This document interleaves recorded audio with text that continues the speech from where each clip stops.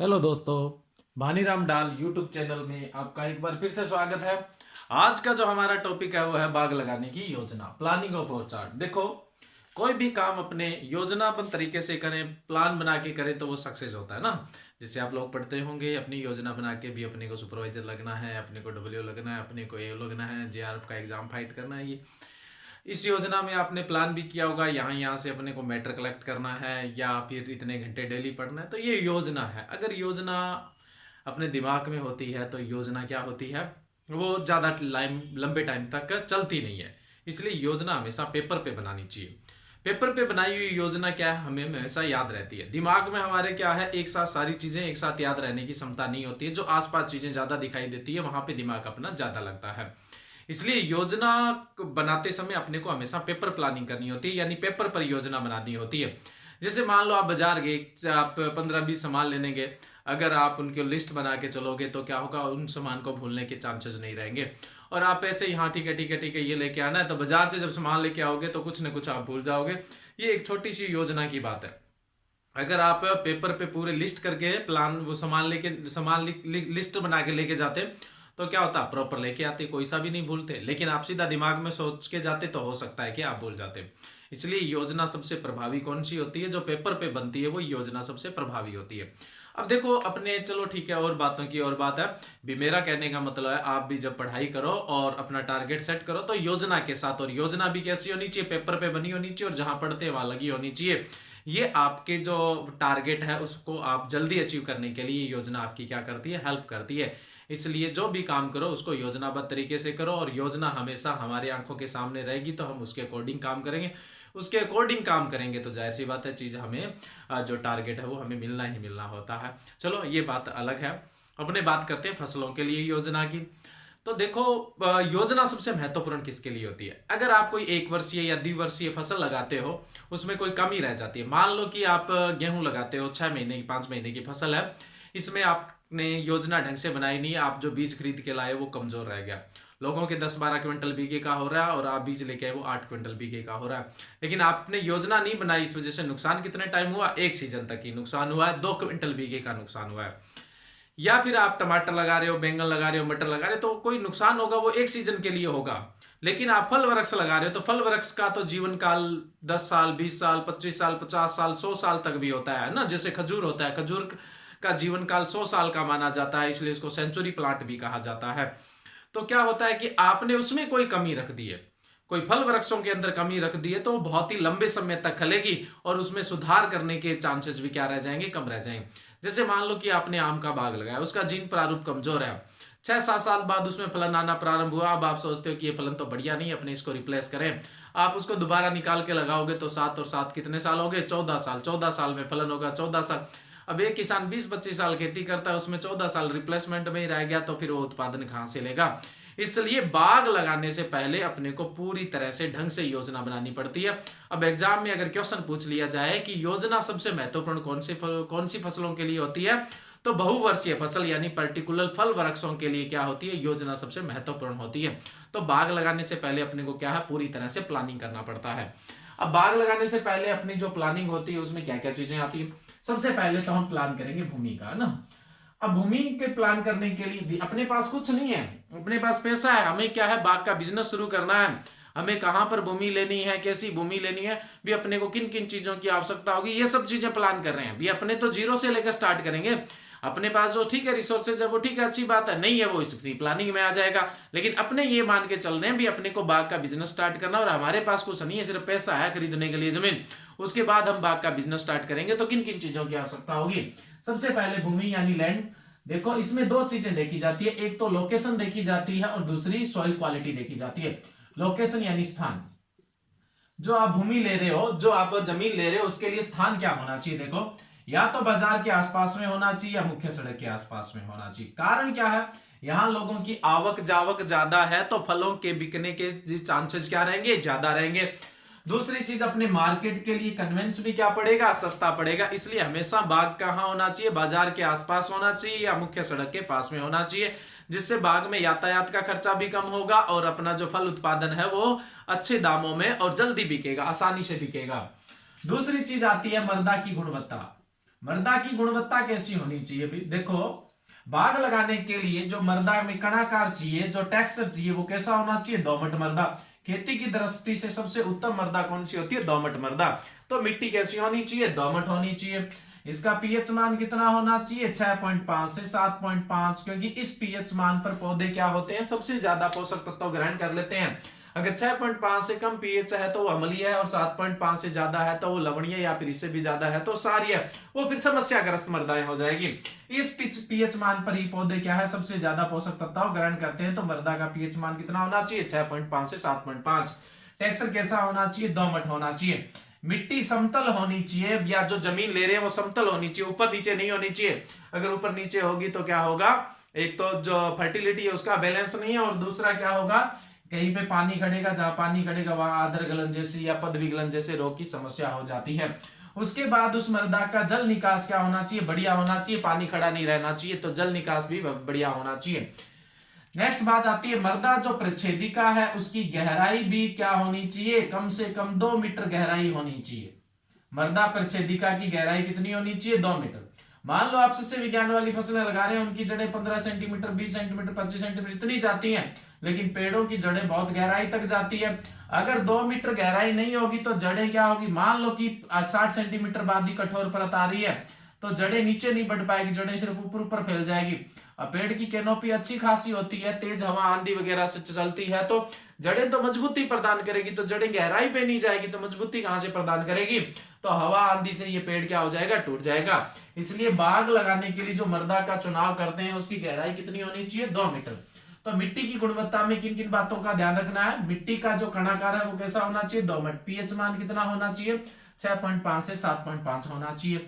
मृदा समतल होनी चाहिए, जल निकास अच्छा होना चाहिए, और मृदा प्रच्छेदिका की गहराई कम से कम कितनी होनी चाहिए? 2 मीटर होनी चाहिए। ये एक इंपॉर्टेंट क्वेश्चन बनता है। तो सबसे पहले हमने भूमि देखा, हमें ठीक है भूमि एक्यूरेट कहीं दिख रही है, हम उसको परचेज करने की बात करेंगे। नेक्स्ट है जलवायु। देखो, अभी अपने पीछे मेट्रोलॉजी के जो लेक्चर है उसमें पढ़ा था आपने, क्लाइमेट पढ़ा था। तो अब क्या है, जलवायु के अकॉर्डिंग ही अपने को क्या करना पड़ेगा? फल का चुनाव करना पड़ेगा। फल का ही नहीं, उसकी किस्म का चुनाव भी करना पड़ता है। जैसे मान लो मैं बात करूं, महाराष्ट्र का नागपुर क्षेत्र है, वहां संतरे की सबसे ज्यादा जो नागपुरी किस्म है वो बहुत ही बढ़िया परफॉर्म करती है। माल्टा की मौसमी किस्म है वो बहुत बढ़िया परफॉर्म करती है। वही अगर उत्तरी भारत में अपने बात करें, पंजाब या फिर राजस्थान के गंगानगर मानगढ़ जिलों की बात करें, तो यहाँ संतरे की किन्नू जो किस्म है वो बहुत बढ़िया परफॉर्म करती है। तो वहां की जलवायु के अकॉर्डिंग नागपुरी संतरा बढ़िया है और मौसमी माल्टा बढ़िया है। और उत्तरी भारत में जैसे पंजाब या फिर राजस्थान के जो उत्तरी हिस्से है, गंगानगर मानगढ़, यहाँ पे संतरे की किन्नू किस्म बहुत बढ़िया है, और माल्टा में रेड ब्लड माल्टा बहुत बढ़िया होता है। तो यहाँ पर फल ही नहीं, किस्म का चुनाव भी किसके अकॉर्डिंग करना चाहिए? जलवायु के अकॉर्डिंग। कौन सी जलवायु में कौन सी किस्म बढ़िया परफॉर्म कर रही है उसके अकॉर्डिंग। दूसरी चीज देखो, अब मान लो श्रीनगर के अंदर क्या है? सेब होता है, उसको अगर मान लो अपने राजस्थान में लगाए, महाराष्ट्र में लगाए, केरल में लगाए, तो पॉसिबल नहीं है। अब तो वो कौन सी जलवायु का फल है? शीतोष्ण जलवायु का। तो जलवायु को देखकर ही फल और उसकी किस्म का चुनाव करना है। दूसरी अपने बात करें सिंचाई की व्यवस्था। अब अपने को देखना है सिंचाई की व्यवस्था कैसी है। अगर सिंचाई बहुत बढ़िया है, पानी की उपलब्धता बहुत है, तो ज्यादा पानी चाहने वाली फसलें को लगा सकते हैं। जैसे सबसे ज्यादा पानी चाहने वाला फल कौन सा है? केला। तो केला, पपीता, आम, इस तरह की फसलों को लगा सकते हैं।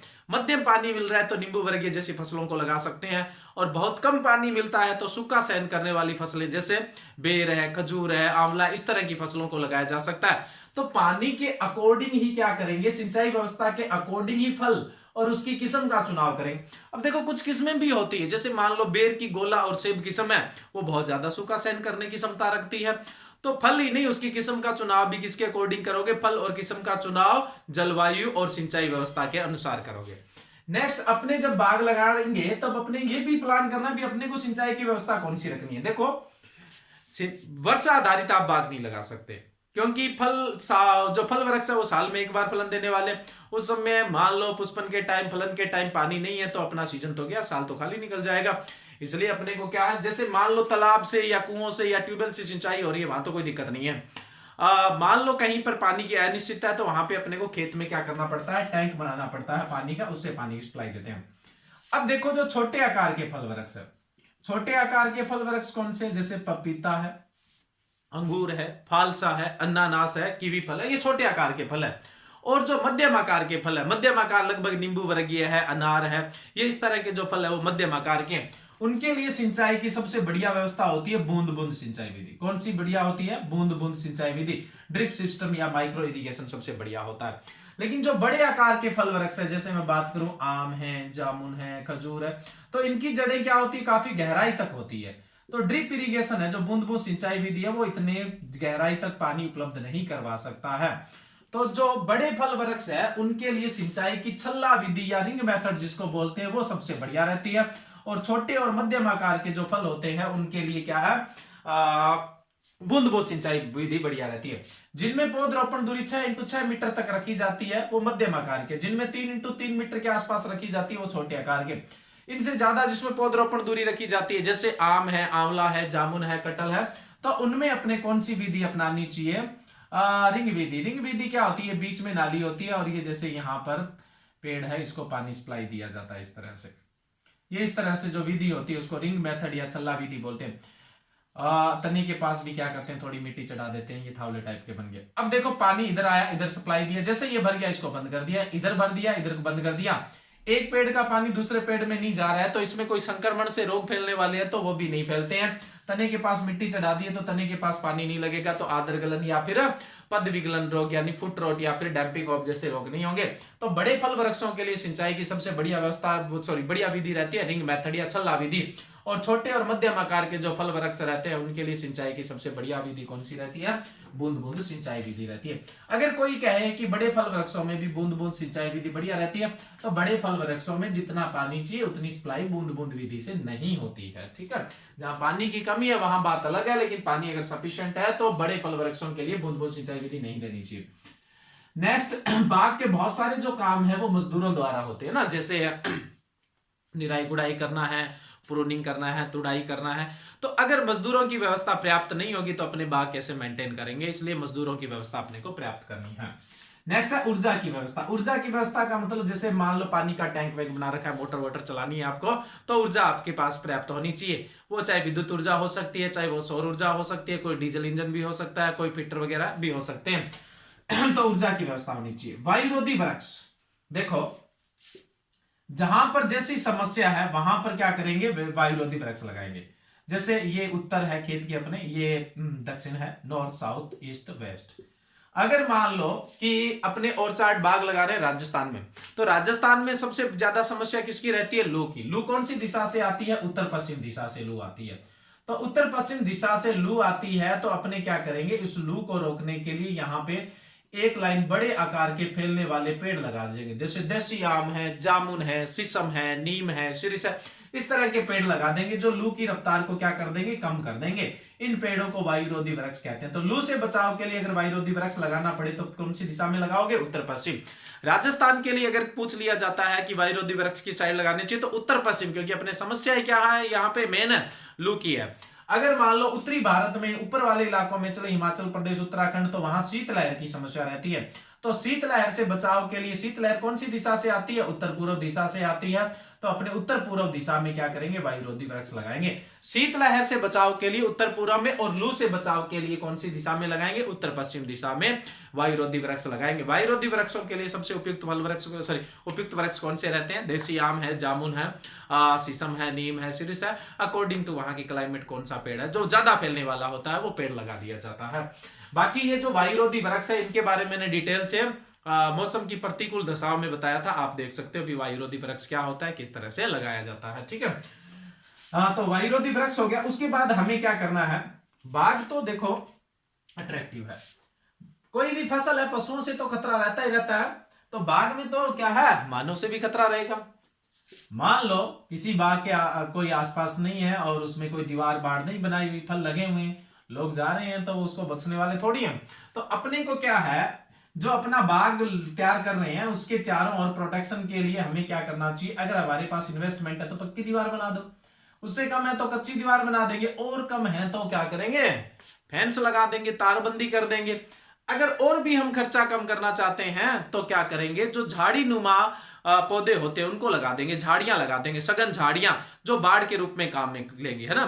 तो अब देखो बाढ़ के रूप में कौन कौन से पौधे काम में लिए जाते हैं। करोंदा, अब देखो करोंदा तो एक फल वृक्ष भी है, देखो ये लगा दिए तो बाहर तो कोई करोंदा नहीं छोड़ेगा, लेकिन अंदर वाले करोंदे से अपने उत्पादन भी ले सकेंगे, 2 रुपए भी मिलेंगे, बाढ़ भी हो गई है और 2 रुपए का फायदा भी हो गया। ऐसे ही रतन जोत है, रतन जोत के बीज बिकते हैं और बाढ़ का भी काम करेगी। मेहंदी है, मेहंदी की पत्तियां बिकती है और साथ में बाढ़ का भी काम करेगी। तो ये तो कैसी बाढ़ होगी, दोहरा मुनाफा देने वाली होगी। इधर से तो अपने पशुओं और मानव से सुरक्षा कर रही है और दूसरा अपने को कुछ ना कुछ उत्पादन दे रही है। उसके अलावा और कौन सी झाड़ियां लगाई जा सकती है बाढ़ के रूप में। कटकरंज है, जैसे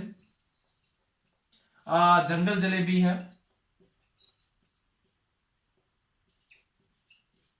उसके अलावा विलायती बबूल है, विलायती बबूल के अलावा ड्यूरांटा भी काम में लिया जा सकता है। तो ऐसे सघन पौधों को जिनके अंदर से पार नहीं हुआ जा सकता या बहुत ज्यादा कंटीले हैं, उनको बाढ़ के रूप में काम में ले सकते हैं। अच्छा इन्वेस्टमेंट है तो दीवार, ठीक ठाक है तो कच्ची दीवार, अच्छा है तो पक्की दीवार, और कम है तो तारबंदी कर देंगे, और कम है तो अपने ये बाढ़ बना देंगे। अगर इन झाड़ी नुमा पौधों को लगाकर बाढ़ बनाते हैं तो इसको क्या बोलते हैं, जैविक बाढ़ बोलते हैं भी। अगर झाड़ियां उगाकर बाढ़ तैयार करते हैं तो उसको क्या बोलेंगे, जैविक बाढ़। अगर अब देखो बाढ़ तो सस्ती है, इससे और सस्ता क्या चाहोगे। अब यही लगाने की इच्छा नहीं है तो फिर बाग लगाना ही छोड़ दो ना। तो अपने डिपेंड करेगा इन्वेस्टमेंट पे भी, अपने क्या करें, पक्की दीवार, कच्ची दीवार, तारबंदी या बाढ़ बनाए। अगर हम झाड़ियां लगाते हैं तो उसको जैविक बाढ़ बोल देंगे। और जैविक बाढ़ में कुछ पौधे तो ऐसे होते हैं जैसे करौंदा, रतन जोत और मेहंदी, वो तो साथ साथ में कुछ उत्पादन भी दे देंगे, साथ में कुछ मुनाफा। कई बार क्वेश्चन पूछ लिया जाता है ऐसा कौन सा फल वाला पौधा है जो बाढ़ के रूप में भी काम में लिया जाता है। तो फल वाला जो पौधा है वो है करौंदा, वो बाढ़ के रूप में भी काम आ जाता है। तो हमने बाग की सुरक्षा के लिए बाढ़ अथवा दीवार का भी प्लान कर लिया। अब बात आती है नेक्स्ट कार्यालय व आवास की। ये हमारा बाग है, इसमें जो रोड होगी उसकी तरफ हमारे प्रवेश द्वार होगा। हमेशा जो आवास है वो सेंटर में होना चाहिए और कार्यालय है वो प्रवेश द्वार पे होना चाहिए। देखो कार्यालय प्रवेश द्वार पे होने का क्या फायदा है, कौन आ रहा है कौन जा रहा है, इस बात का लेखा जोखा रहेगा। कितना फल हमने सेल के लिए भेज दिया है, कितना खाद आ रहा है, कितना उर्वरक आ रहा है, इन सब चीजों का लेखा जोखा रहेगा। और साथ में एक तरह से बाग के लिए सिक्योरिटी का भी काम हो जाएगा। तो कार्यालय ऑफिस है वो हमेशा प्रवेश द्वार पे, एंट्रेंस पे होना चाहिए और जो रेजिडेंस है, आवास है, वो सेंटर में होना चाहिए। एक तो यहाँ पे अपनी प्राइवेसी रहेगी, दूसरा क्या होगा, सेंटर में अपने घर बना के उसके ऊपर अपने एक ट्रेस बना देंगे, उस पे खड़े होके पूरे बाग की क्या कर सकते हैं, निगरानी कर सकते हैं। तो यहां से चारों तरफ देखेंगे तो एक जैसा विजुअलाइजेशन रहेगा और आसानी से अपने पूरे बाग की निगरानी कर सकते हैं। दूसरी चीज, यहाँ अपने घर से अपने को किसी भी कोने में जाना है बाग के, तो अपने सेंटर में है तो लगभग पहुंचना है क्या रहेगा, कन्वेंसिंग रहेगा। इसलिए हमेशा आवास कहाँ होना चाहिए, सेंटर में होना चाहिए। और जो कार्यालय ऑफिस है वो हमेशा कहां पर होना चाहिए, प्रवेश द्वार पर होना चाहिए। तो कार्यालय आवास भी अपने बात कर लिए। उसके बाद जो बाग में अपने नालियां वगैरह बनाते हैं, अगर ड्रिप इरिगेशन है तब तो अपने सारा काम पाइपलाइन का है, तब तो कोई दिक्कत ही नहीं है। लेकिन अगर अपने पानी का उससे दे रहे हैं, क्या नाम है, रिंग मेथड से, तो अपने क्या करेंगे, जो नालियां बनाएंगे वो पक्की बनाएंगे। कच्ची नालियों से पानी का नुकसान होता है, ठीक है। तो पक्की नालियां होगी, नालियों की चौड़ाई जितनी जरूरत है उतनी रखें, ज्यादा मत रखें। और जो इनका कटान होता है वो हमेशा 90 डिग्री एंगल पे रखें, ज्यादा घुमा मत दीजिए, ज्यादा जगह खराब मत कीजिए, नहीं तो फिर आप फसल कम लगाओगे और नालियों में अपना स्थान क्या कर दोगे, वेस्ट कर दोगे। इसलिए नालियां पक्की होनी चाहिए, जितनी जरूरत है उतनी चौड़ी और गहरी होनी चाहिए। और जो इनके टर्न होते हैं, यानी इनका जो घुमाव होता है वो 90 डिग्री एंगल पर कैसा होना चाहिए, सीधा होना चाहिए। नेक्स्ट बात आती है नालियों के बाद सड़क व रास्ते, है ना, रोड व पाथ। देखो सड़क यानी रोड जो शब्द है वो पक्के के लिए यूज करते हैं, पाथ या रास्ते है वो शब्द कच्चे के लिए यूज करते हैं। देखो ये अपने डिपेंड करता है अपने बाग का आकार क्या है। अगर अपने बाग का आकार अच्छा खासा है तो अपने क्या करेंगे, रोड के बारे में सोचेंगे। जैसे ये अपना बाग है, अगर मान लो अपना बाग है लगभग 4 हेक्टेयर के आसपास का, तो हम बीच में क्या करेंगे, एक रोड बना देंगे। रोड में क्या होता है, पक्की, जैसे डामर की हो सकती है, सीधी बजरी डाल सकते हो। कहने का मतलब कोई भारी व्हीकल लाए तो वो उस यहाँ पे मिट्टी वगैरह में फंस न जाए, इसलिए। और जो रोड होती है वो चौड़ी रखते हैं, इसमें 2 व्हीकल पास हो जाए, लगभग 15 से 20 फीट चौड़ी रखेंगे। कितनी चौड़ी रखेंगे अपने, 15 से 20 फीट। रोड हमेशा 15 से 20 फीट चौड़ी और पक्की होती है। और जो रास्ते होते हैं वो कच्चे होते हैं और उनकी जो चौड़ाई होती है वो कितनी रखी जाती है, 7 से 10 फीट तक रखी जाती है, ताकि एक व्हीकल क्रॉस हो जाए। व्हीकल भी कैसा, जैसे बैलगाड़ी वगैरह या फिर अपने ट्रैक्टर वगैरह काम में लेंगे तो वो फंसेंगे नहीं। हम जो ये बाग को अलग अलग ब्लॉक में बांटते जा रहे हैं, तो हमेशा जो एक ब्लॉक है वो कितना होना चाहिए, 1 हेक्टर का ब्लॉक होना चाहिए। 1 हेक्टर का मतलब होता है 1 hectare equal to 1 hectare equal to कितना होता है 10,000 मीटर स्क्वायर, यानी 1 हेक्टर बराबर 10,000 मीटर स्क्वायर होता है। या फिर कहीं पे बीघा इकाई होती है तो 1 हेक्टर बराबर 4 बीघा, लेकिन बीघा कोई स्टैंडर्ड नहीं है, कहीं बीघा छोटा भी होता है कहीं बड़ा भी होता है, लेकिन ये फिक्स है 1 हेक्टर बराबर कितना होगा 10,000 मीटर स्क्वायर होगा। तो एक ब्लॉक है वो कितने हेक्टर का, 1 हेक्टर। अब 1 हेक्टर के बाद अपना रास्ता या कोई रोड जो भी है आना चाहिए, नहीं तो यहां से जो फल वल तोड़े हैं उनको लाने ले जाने की बहुत बड़ी समस्या है। तो ब्लॉक हमेशा कितने हेक्टर का रखा जाता है, और चार्ट में 1 हेक्टर का रखा जाता है, ये क्वेश्चन पूछ लिया जाता है। और ये ब्लॉक का साइज है, आगे हम उदाहरण के रेखांकन की विधियों की बात करेंगे, वहां ब्लॉक के साइज मैटर करता है, इसलिए अभी याद रखना है अपने को, उदाहरण के अंदर जो ब्लॉक का साइज है वो कितना होना चाहिए, 1 हेक्टर से बड़ा नहीं होना चाहिए। अगर हम क्या है खेत में रह रहे हैं तो हो सकता है पशु भी रखें, और नहीं तो जो फसलों के अवशेष है उससे कंपोस्ट तैयार करेंगे। और अगर पशु रख रहे हैं तो उनसे एफवाईएम फार्म यार्ड मैन्योर भी, जैसे मान लो कि अपना घर यहाँ पे है तो इससे थोड़ी सी दूरी पे अपने कंपोस्ट के गड्ढे बनाएंगे, तो जिससे घर में बदबू भी नहीं आए, और इतनी दूरी पे भी नहीं बनाए कि अपने को फसलों के अवशेष या घर के पास जो पशु रख रहे हैं उनका जो अपशिष्ट है, डंग है मतलब गोबर है, वो ले जाने में अपने को दिक्कत आए। तो अपने कंपोस्ट के गड्ढे भी बनाएंगे घर से थोड़ी दूरी पे, ताकि घर में बदबू ना आए, ज्यादा दूरी भी नहीं कि अपने को गोबर वगैरह ले जाने में दिक्कत आए। नेक्स्ट, बाग में जितने भी औजार यंत्र चाहिए वो मेरे पास क्या होने चाहिए, प्रॉपर उपलब्ध होने चाहिए। यहां से कोई ऐसा क्वेश्चन पुटअप नहीं होने वाला, भी जो जो अपने को औजार यंत्र की जरूरत होती है वो पर्याप्त होने चाहिए। नेक्स्ट अगला आता है उदाहरण का रेखांकन, लेआउट ऑफ आवर चार्ट। उदाहरण का रेखांकन देखो, अब इतने जो हमने 12 पॉइंट लिखे हैं, इतना प्लान होने के बाद हमें वो स्थान खरीद लेना चाहिए, और एक एक प्लान को क्या है इंप्लीमेंट करना चाहिए, एक एक प्लान को अब एक एक चीज को बनाते जाइए। जब ये चीज बन जाएगी तब अपने जो ब्लॉक होगा उसमें पौधा, कौन सा पौधा कहां लगेगा, जहां पर अपने को गड्ढा करना पड़ेगा, गड्ढे करने वाले स्थान को अपने चुनने से क्या करना पड़ेगा, चिन्हित करना पड़ेगा। तो कौन सा पौधा कहां लग रहा है, इस बात को चिन्हित करने के लिए अपने जो निशान लगाते हैं उसको क्या बोलते हैं, उदाहरण का रेखांकन या लेआउट बोलते हैं।